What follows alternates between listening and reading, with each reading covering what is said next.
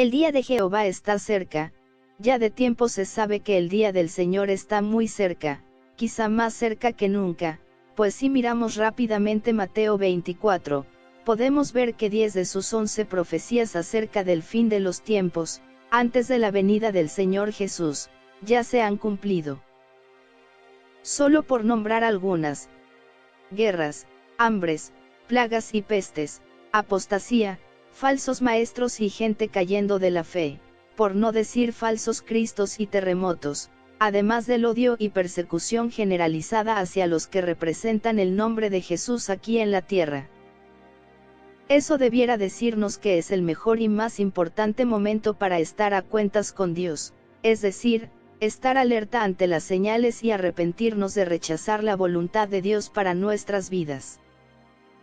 Muchos calvinistas dicen, y yo soy calvinista, que al final a Dios lo que le importa es la fe de uno, y no meramente el comportamiento, pero Dios está enviando estas señales proféticas no solo para los incrédulos en el mundo, sino para una iglesia tibia y apostata.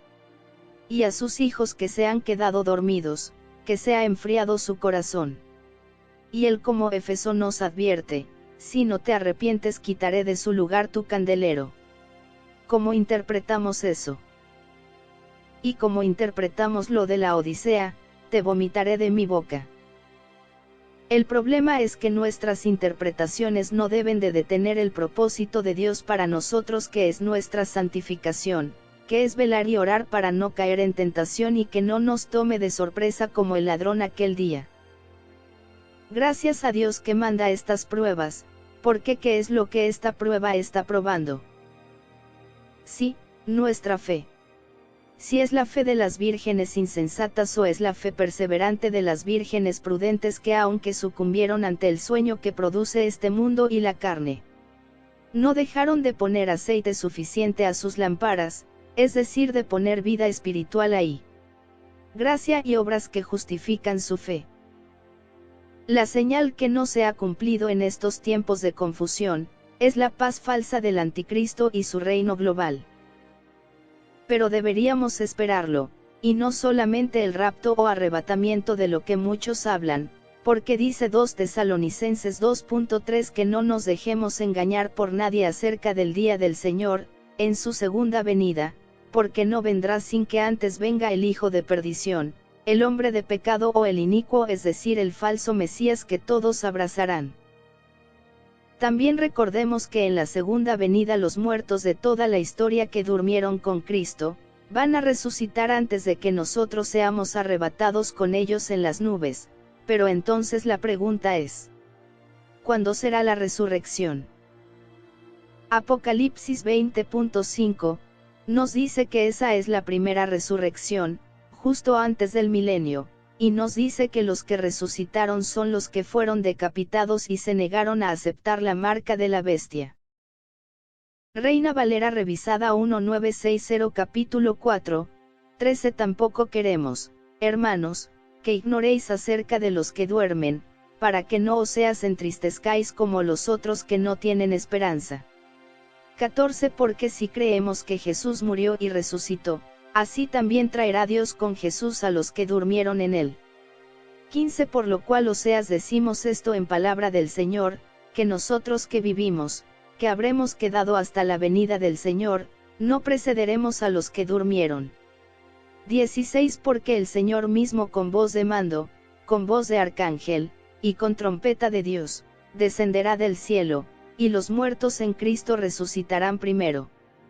17. Luego nosotros los que vivimos, los que hayamos quedado, seremos arrebatados juntamente con ellos en las nubes para recibir al Señor en el aire, y así estaremos siempre con el Señor. 18. Por tanto, alentaos los unos a los otros con estas palabras.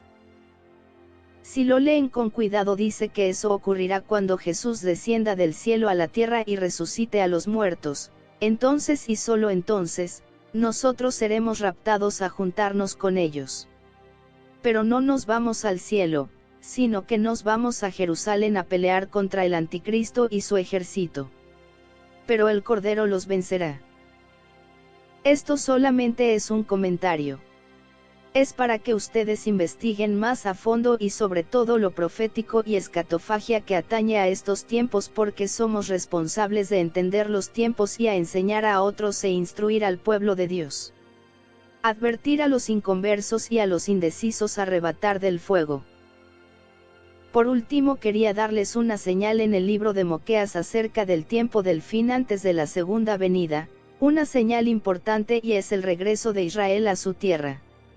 Como dice Cristo, cuando la higuera ya está tierna y brotan sus hojas, sabéis que el verano está cerca, a las puertas, y también sabemos que el anticristo se sentará en el templo de Jerusalén que están por construir. Miqueas 5.24 RVR 60, pero tú, Belén Efrata, pequeña para estar entre las familias de Judá, de ti me saldrá el que será Señor en Israel, y sus salidas son desde el principio, desde los días de la eternidad.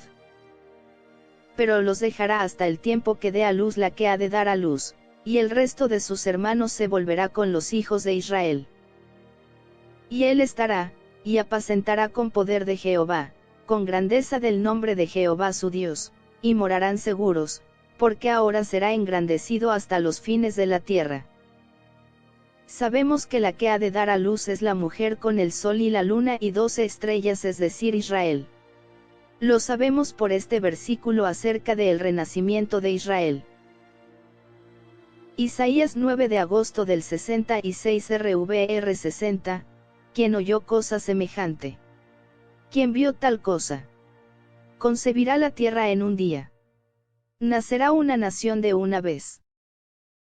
Pues en cuanto Sión estuvo de parto, dio a luz sus hijos. Yo que hago dar a luz, no haré nacer, dijo Jehová. Yo que hago engendrar, impediré el nacimiento, dice tu Dios. Amén.